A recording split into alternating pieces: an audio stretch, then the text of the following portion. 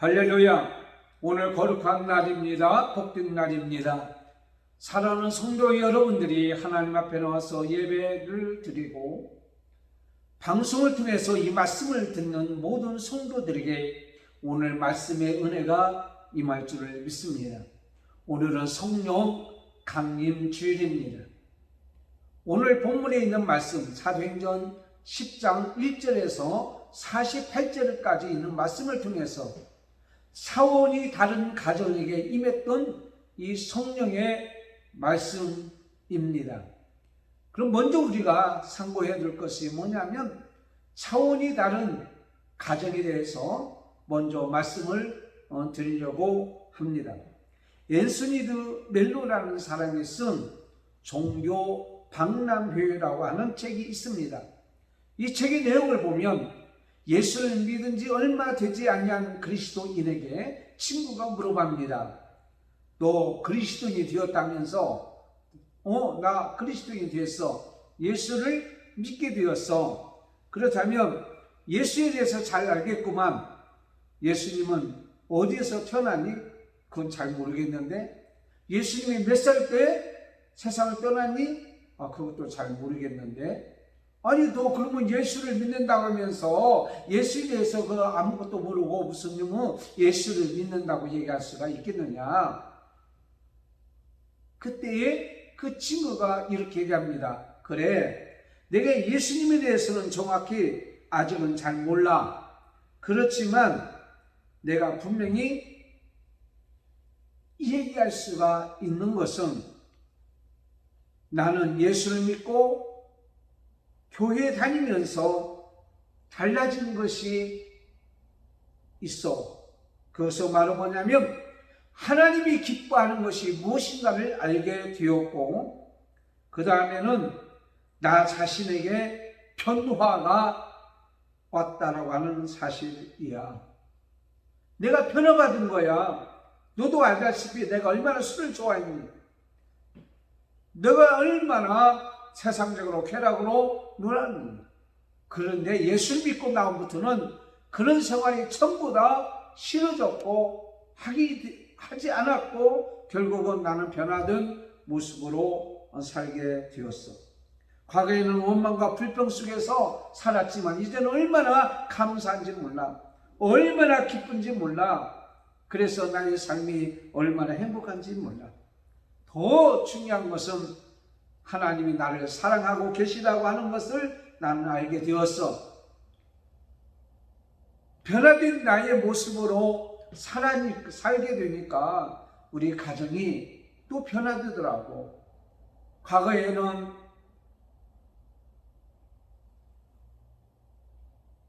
서로 싸우고 서로 미워하고 서로 원망하고 네 탓이니 내 탓이니 그러겠던 가정이 이제는 모두가 화목해졌고 기쁘고 감사가 있게 되는 거야. 그러자 예수를 믿지 않냐는 그러한 친구는 할 말이 없었다라고 하는 내용입니다. 우리가 예수를 믿고 신앙생활을 한다는 것이 무엇입니까? 많이 알고 있느냐가 중요한 것은 아닙니다. 우리의 삶이 어떻게 변화됐는가? 내가 예수를 믿고 나의 삶이 어떻게 달라졌는가? 나의 달라진 모습을 많은 사람에게 보여줄 수 있는가? 라고 하는 것입니다. 이것이 바로 차원이 다른 그리스도인의 모습이죠. 가정도 마찬가지입니다. 차원이 다른 가정은 바로 변화된 사람들이 모여서 가정을 이루는 겁니다. 변화된 부모, 변화된 부부, 변화된 자녀. 이것이 바로 차원이 다른 가정이라고 그렇게 봅니다. 오늘 본문에 있는 말씀을 보면 골릴로라는 사람이 나옵니다. 가이사라라는 곳에 그가 살고 있었어요. 이 가이사라의 이 도시는 해변에 위치하고 있기 때문에 외국인들이 주로 이렇게 와서 사는 도시였습니다. 거기에는 로마 황제에게 바쳐진 신전이 있고 원형 경기장이 있었고 마차 경기장이 있었습니다. 그 당시에 하나님 백성들을 지배하고 있었던 로마 제국이 이 가이사랴에 한 백부장을 보냈습니다. 그게 바로 누구냐면 고넬료라고 하는 사람입니다. 이 사람은 이방인이었습니다. 이 사람은 유대인이 아니었습니다. 이 사람은 그리스도인이 아니었습니다. 그가 할례를 받은 자도 아니었습니다. 유대교회에 개종하지도 아니었습니다. 그럼에도 불구하고 백부장 가운데서도 차원이 달랐고 이방인 가운데서도 차원이 달랐던 이 사람은 또 이 가정은 어떤 가정이었느냐라는 겁니다. 첫째는 하나님께서 그들의 중심 가운데에 가득 차 있는 가정이었다라고 오늘 우리에게 말씀하고 있습니다. 그는 정기적으로 회당에 출석했습니다. 유대교의 율법을 따라서 살려고 애쓰고 힘썼던 사람이었습니다. 그는 경건한 사람이었어요. 그는 지위와 권세는 대단했지만은, 그는 이방인이었지만은 그 마음속에 하나님께서 자리 잡고 있었고 그 중심에 하나님이 자리 잡고 있었습니다. 고로 그 가정도 역시 오늘 본문에 있는 말씀같이 온 식구가 다 경건한 가정이었고 경건한 사람이었습니다. 그렇기 때문에 그의 삶의 중심에 하나님께서 계셨기 때문에 그의 삶의 모든 생활이 오직 하나님 중심의 생활이 되었고 삶이 되었던 것을 보게 됩니다. 그가 보는 것도, 그가 생각하는 것도, 그가 행하는 것도 하나님의 중심에서 벗어나지 아니했던 그런 모습을 보게 됩니다. 15세기 이탈리아 화가 레오나르도 다빈치라고 하는 사람이 있습니다. 42세 된 밀라노의 로드비치 공이 그림을 부탁했죠. 예수님의 최후의 만찬에 대해서 좀 그려주세요라고 얘기했어요.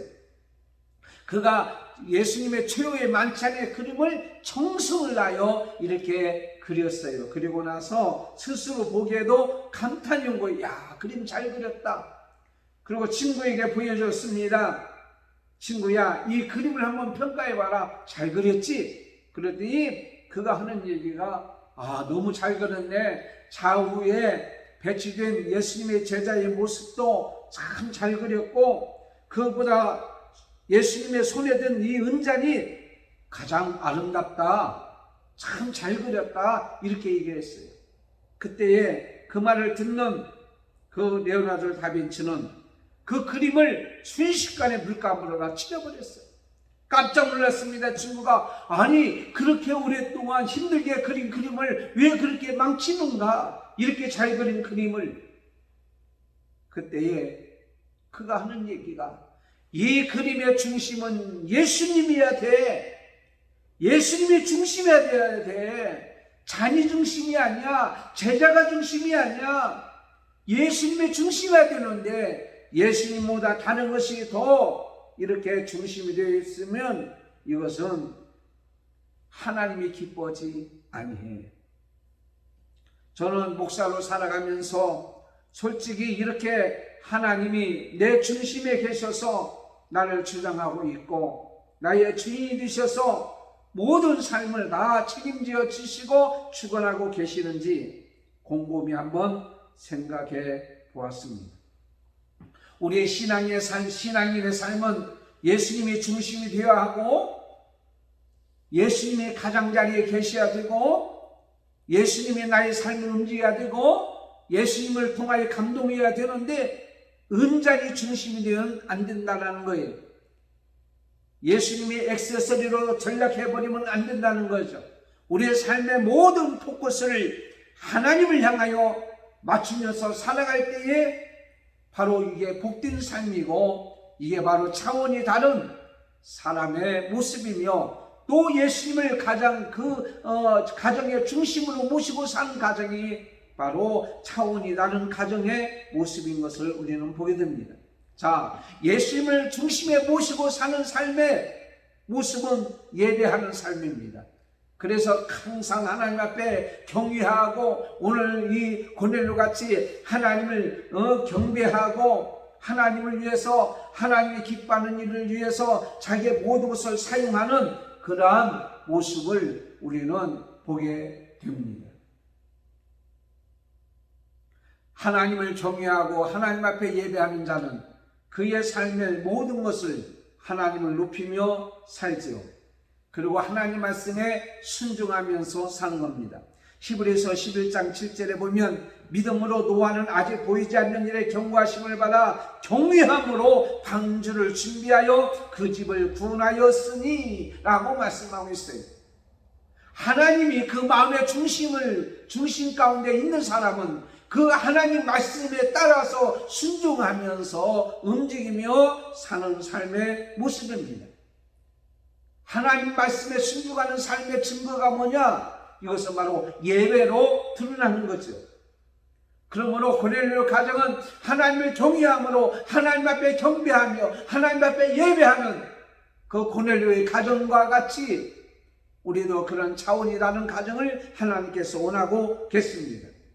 그래서 그는 하나님께서 보시기에 아름다운 모습으로 자신뿐만 아니라 온 가정 식구들이 모두 그렇게 살기를 원했고 그렇게 살았던 것을 봅니다. 하나님께서 이 세상을 창조할 때에 아담과 하와를 창조하셨습니다. 하나님의 형상대로 남자와 여자를 창조하셨습니다. 그래서 가정을 이루고 사는 것이 하나님이 원하는 것이고 하나님이 기뻐하는 것입니다. 또 하나는 그 영혼이 한 영혼이 얼마나 중요한 것을 알았기 때문에 자기 자신만 구원받고 자기 자신만 예배하고 자기 자신만 하나님 중심으로 사는 삶이 아니라는 것을 그는 실천했던 것을 보게 됩니다. 마태복음 16장 26절에 사람이 만일 온 천하를 얻고도 제 목숨을 잃으면 무엇이 유익하리요? 사람이 무엇을 주고 제 목숨과 바꾸겠느냐라고 말씀하고 있습니다. 뿐만 아닙니다. 누가복음 16장 19절부터 있는 말씀을 통해서 보면 부자와 나사로 사건이 나오잖아요. 부자도 죽고 나사로 죽었는데 나사로는 천국에 갔고 부자는 지옥에서 고통을 받고 있는데 그가 후회하면서 한 말이 있습니다. 지금 죽지 않은 우리 형제들이 있어요. 그들이 다 구원받기를 원합니다. 내가 있는 곳에 오지 않기를 원합니다. 라고 간절히 그가 소원하는 모습을 보게 됐잖아요. 그리고 자기 자신을 후회했던 그런 모습을 우리는 보잖아요. 그러므로 우리 가정이 2절 상반절에 있는 말씀같이 온 지방과 더불어 그가 하나님을 경외하고 하나님 앞에 예배하고 경건하게 살았던 것은 온 식구가 다 구원받기를 원하고 한 영혼을 아주 귀하게 여겼기 때문에 그러한 모습으로 살았던 것을 보게 됩니다. 24절에 보면 이튿날 가이사랴에 들어가니 고넬료가 그의 친척과 가까운 친구들을 모아 기다리더니라고 말씀하고 있어요. 나중에 말씀드리겠지만은 그들이 온 식구뿐만 아니라 친구들까지도 친척까지도 다 모아서 한 곳에 있었어요. 왜? 뭐 때문에? 구원의 복음을 듣기 위해서. 한 영혼이 귀하다는 것을 알기 때문에 집안 사람들뿐만 아니라 친척 그리고 가까운 친구들까지도 불러서 베드로를 기다린 거예요. 복음을 듣기 위해서. 다시 말씀드리자면 고넬료라는 사람은 개인적인 신앙생활을 철저히 했습니다. 집안 식구들과 더불어서 친척과 가까운 사람들과 더불어서 신앙의 공동체를 이루고자 하는 마음이 강하고 있었던 것을 보게 됩니다. 그런 신분이 로마 백부장입니다. 권세가 있었습니다. 체면도 있었습니다. 자존심도 있었습니다. 그럼에도 불구하고 그가 하나님 말씀에 순종하고 욥바에 가서 베드로를 청해라 라고 하는 말씀을 듣고 그는 그 말씀에 순종하고 베드로를 청하는 그런 모습을 우리는 보잖아요. 이것이 바로 하나님을 경외하는 자의 모습이고 하나님이 그 중심에 어떻습니까? 자리 잡고 있는, 가득 자리 잡고 있는 그런 모습을 보게 됩니다. 청교도들이 1620년 미국 땅으로 건너갑니다. 거기서 아무것도 준비되지 않은 상태에서 그들이 정착되면서 그가 먼저 한 것이 뭐냐면 첫 번째 한 것이 교회를 건축하는 것이었어요. 교회를 세우는 것이었습니다. 신앙의 자유를 위해서 이곳까지 왔는데 그 목적이 분명한데 그 목적에 이르지 아니했어요. 그들의 삶의 중심은, 그들의 가정의 중심은 하나님이 계셨기 때문에 하나님 앞에 예배하는 교회를 먼저 세웠습니다. 그 다음으로 자녀들에게 교육을 시켜야 되기 때문에 그래야만이 그들의 미래가 있다는 것을 알고 학교를 세웠습니다. 그리고 나서 그 맨 마지막에 자기들의 집을 세웠는데 창문을 어디로 향했냐면 전부 다 교회로 향하도록 자기 집을 건축했습니다. 아침에 일어나서 창문을 열면 교회가 보이는 거예요. 저녁에 창문을 닫을 때도 교회가 보이도록 했던 거예요. 뿐만 아니라 그들이 거쳐가는 모든 길은 교회를 통하도록 만들어 왔습니다. 교회를 거쳐서 일터에 나가게 되고 교회를 거쳐서 집으로 돌아오게 되어지는 그런 길을 만들어 놨다는 것이에요. 왜 그렇습니까? 그들의 중심에는 바로 하나님이 가득 차 있기 때문이란 말씀입니다. 고넬료는 그의 삶이 하나님의 중심이었고 온 가족이 하나님의 중심에 믿음을 가지고 살았고 하나님을 사랑하는 그런 사람이었던 것을 보게 됩니다. 우리가 이 세상에 살아갈 때 돈이 많다고 집이 크다고 지식이 많다고 행복합니까? 아닙니다. 명예와 부를 가졌던 유명한 소설가 해밍웨이는 결국 화로운 별장에서 권총으로 자살하고야 말았습니다. 인기 있는 영화배우자 아름다움을 가졌던 마릴린 먼로는 케네디 대통령과 가까운 사이였지만 의문의 자살했습니다. 일본의 노벨 평화상을 받았던 설국의 저자인 유명한 지시인 야스라리라는 사람도 음독 자살을 했다고 합니다. 다시 말씀드리자면 많은 것을 가졌거나 아름다움이 있거나 많은 명예를 가지고 있을지라도 그것이 행복한 것이 아니라 그들의 마음속에 하나님이 계시고 하나님이 가득 차 계시고 하나님으로부터 그가 움직임을 받고 믿고 의지하고 사는 삶, 하나님을 향하여서 예배를 드리며 하나님 말씀에 순종하면서 살아가는 그 삶이 바로 행복한 삶이라는 것입니다.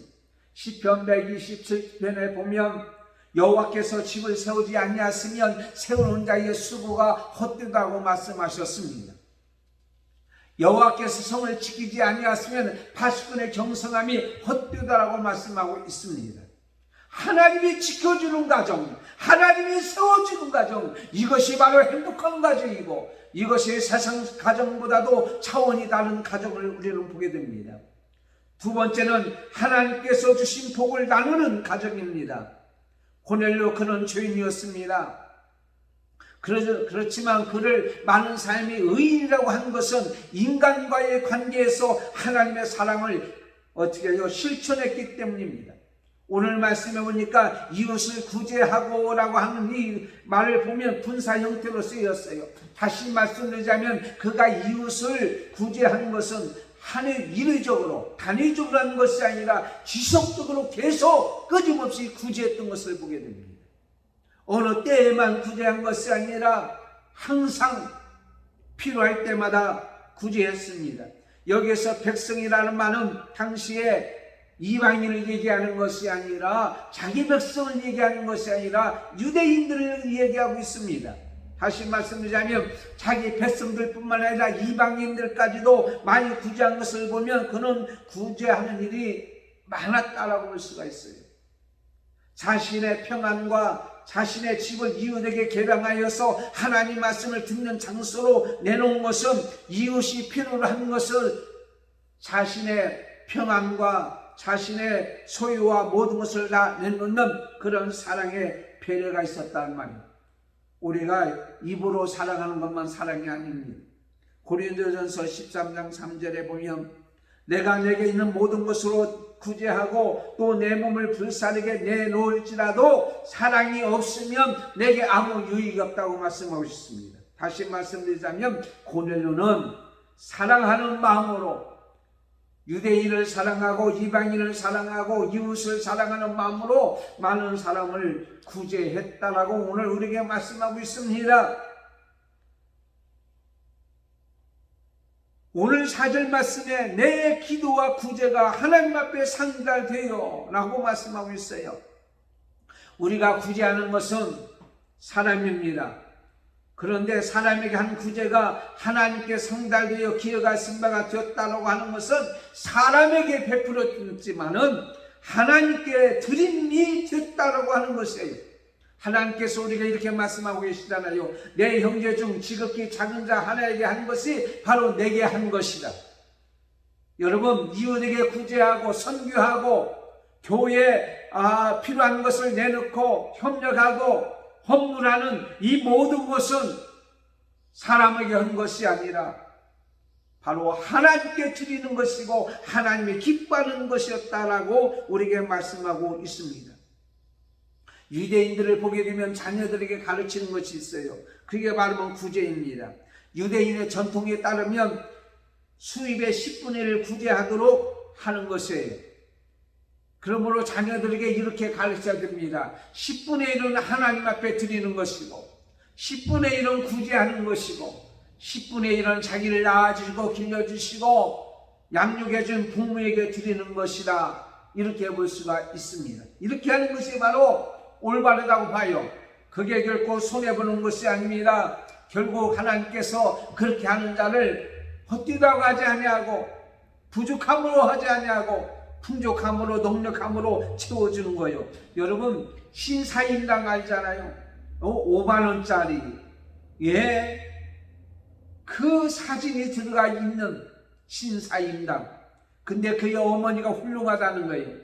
강릉에 가보면 그게 있는데 그 집에 가에 유실주를 심었다는 거예요. 과일나무를 심었다는 거예요. 울타리를 과일나무로 했다는 거예요.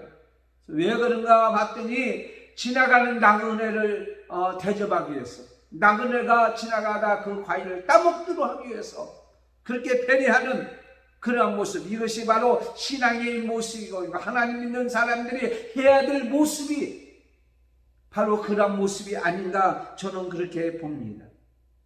여러분, 구제할 때 불이익도 따릅니다. 비난도 따를 수 있어요.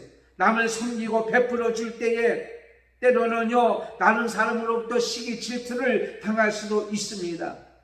그러나 우리는 그 일을 포기해서는 안 돼요.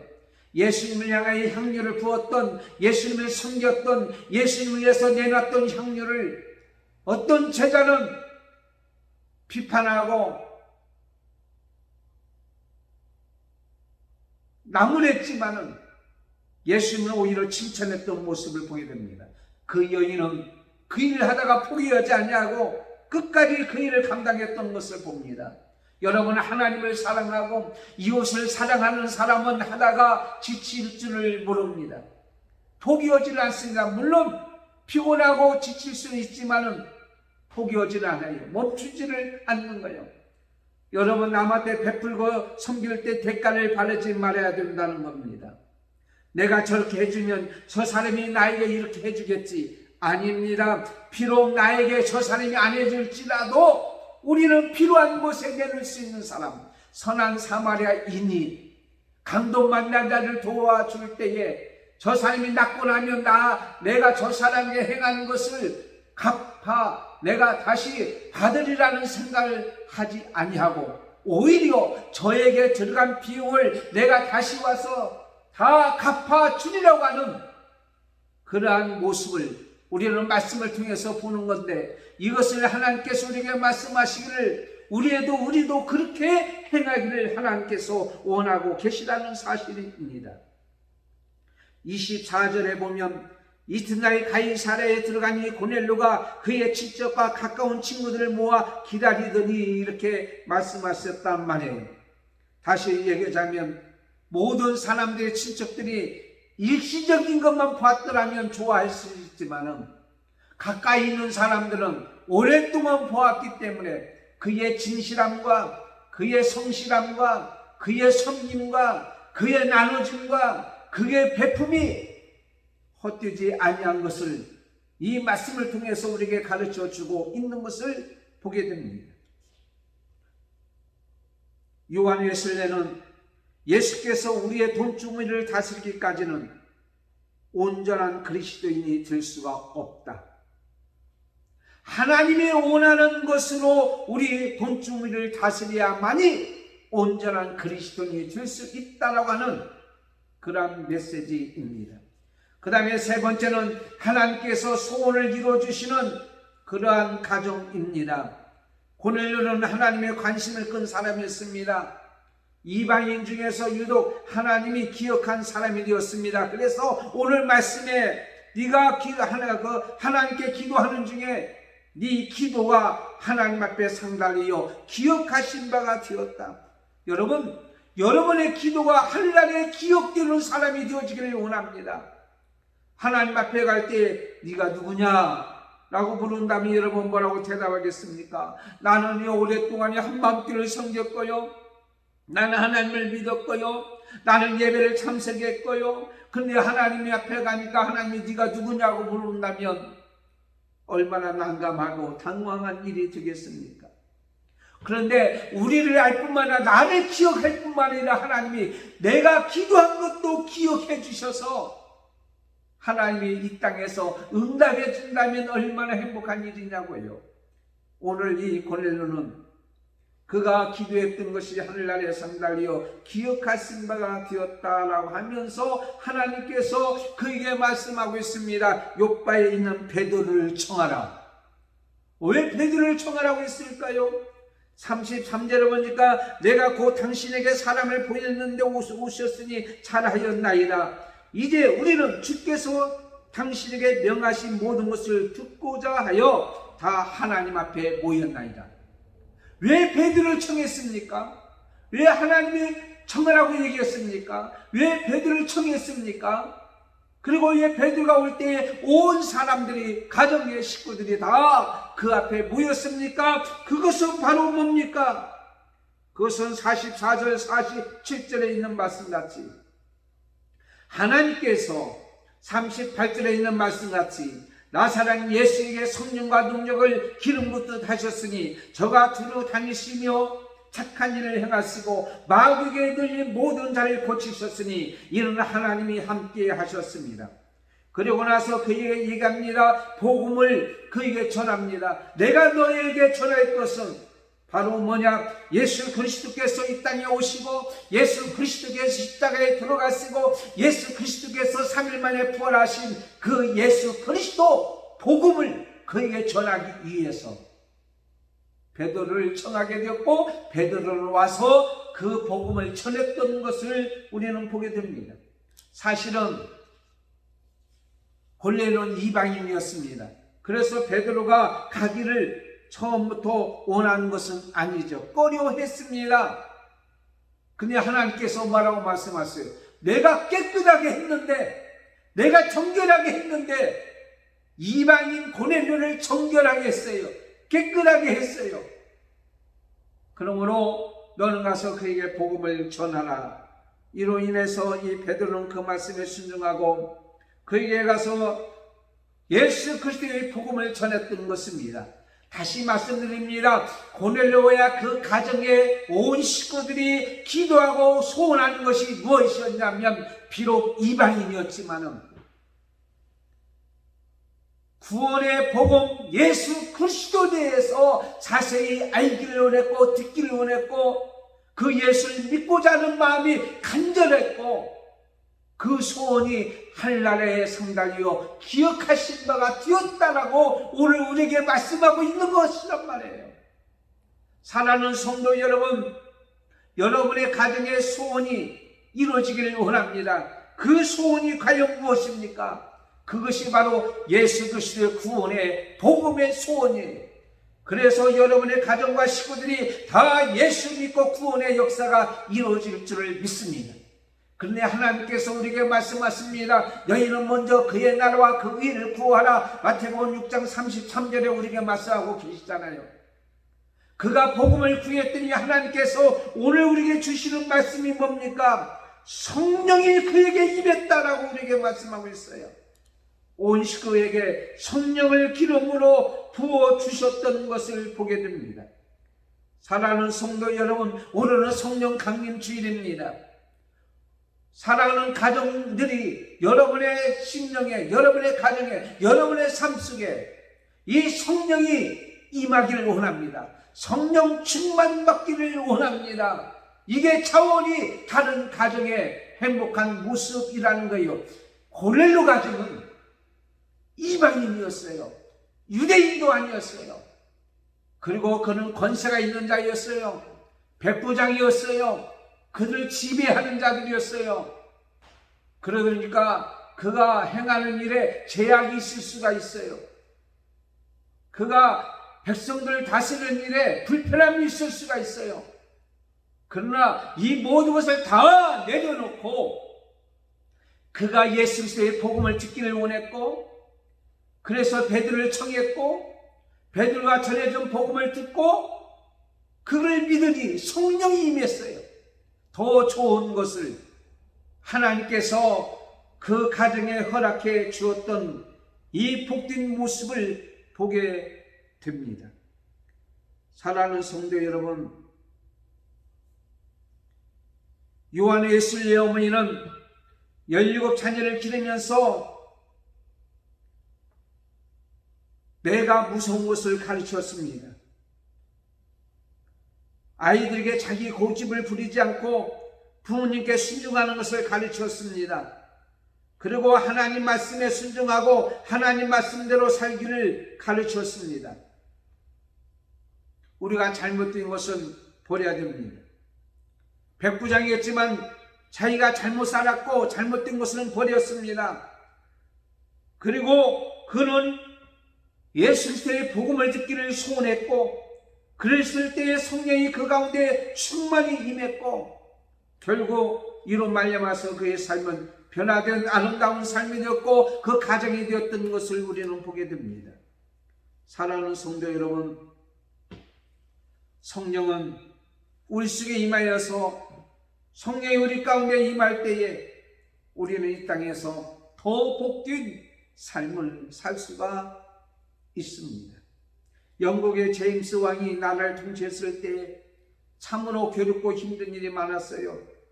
그래서 민정사찰 겸 시골길을 가고 있는데 한 물레방아가 도는 시골집에 은은한 소리가 들리는 거예요. 가만히 귀를 길어보니까 노 부부가 노래를 하고 있는 거예요. 문을 열어보니 물레방아를 찌르면서 노 부부가 은혜로운 노래를 부르고 있는데, 세상 사람 날 부러워 아니하여도 나도 역시 세상 사람 부럽지 않네. 하나님의 거신 은혜 생각할 때에 할렐루야 찬송이 저절로 나네. 세상 사람 날 부러워 아니하여도 이 세상의 권력자들 날 부러워해. 성령 충만 받은 것을 생각할 때에 할렐루야 찬송이 저절로 나네. 제임스 왕이 찬송하는 노부를 보니 천국이 다른 것이 아니라 바로 그 속에 있었던 것을 보았습니다. 같은 물레방아 집이었지만은 차원이 달랐고, 같은 인간이었지만은 그는 차원이 다른 그러한 가정의 노부부의 모습을, 행복한 모습을 보아서 물어봤습니다. 왜 무엇이 그렇게 기쁘십니까? 그들은 얘기합니다. 우리는 성경을 읽지는 못하지만 하나님을 믿고 있기 때문에, 예수님을 믿고 있기 때문에, 성령이 우리 가운데 임하고 있기 때문에 우리는 행복합니다. 제임스 왕이 성경책을 읽고 싶었습니다. 그래서 70명의 어느 학자를 동원시켜서 수많은 연구를 투입하여 신약 성경에 있는 헬라어로 된 성경, 구약 성경에 있는 히브리 말과 아람어로 되어 있는 성경을 다 번역했습니다. 그것이 그 유명한 70인역입니다. 사랑하는 성도 여러분, 오늘 차원이 다른 가정은 어떤 가정입니까? 오늘 우리에게 주신 귀한 말씀입니다. 예배 중심으로 하나님이 가득 차 있는 그런 가정이 바로 차원이 다른 가정이요. 누구든지 남을 구제하고 선교하고 베푸는 가정, 구원의 소원을 가지고 복음을 듣기를 원하고 그 복음으로 살기를 원했던 그 가정, 결국은 성령이 충만히 임하여서 성령이 그 가정을 주도하는 그런 가정, 이 모습을 볼 때에 할례를 받았던 사람들이, 유대인들이 다 놀랐다고 말하고 있습니다. 여러분의 삶의 모습을 통해서 세상 사람들이 놀라고, 그동안 교회에 왔다 갔다 한 사람들이 놀라고, 역시 이런 가정이 되는, 복된 가정이 되는, 사랑하는 성도 여러분의 가정이 되는, 그리고 오늘 성령 강림주일을 맞이해서 성령이 그렇게 임하는 가정이 되기를 원하는 여러분이 되기를, 여러분의 가정이 되기를 예수님의 이름으로 축원합니다. 하나님 아버지 감사합니다.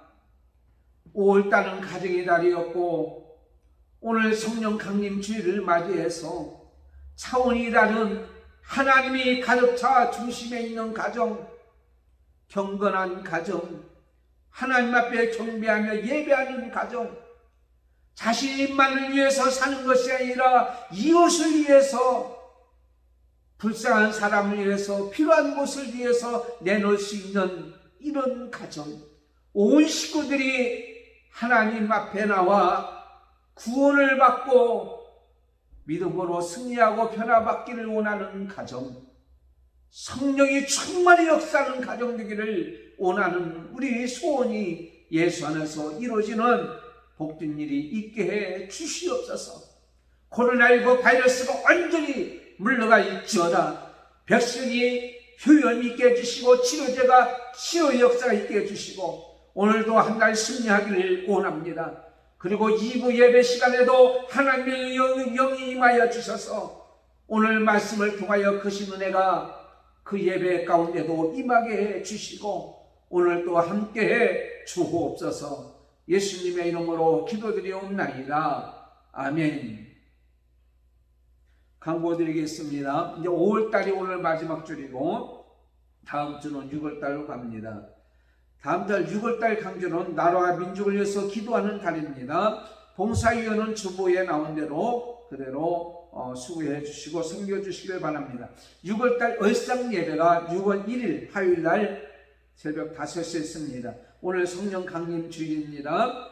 그리고 합동교단 목장 기도회가 새 에덴 교회당에서 금주간에 있습니다.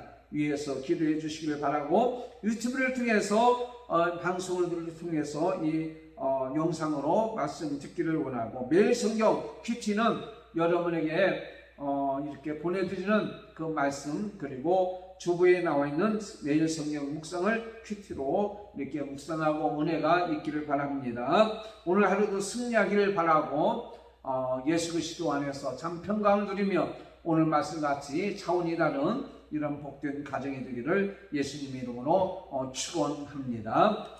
기도하겠습니다.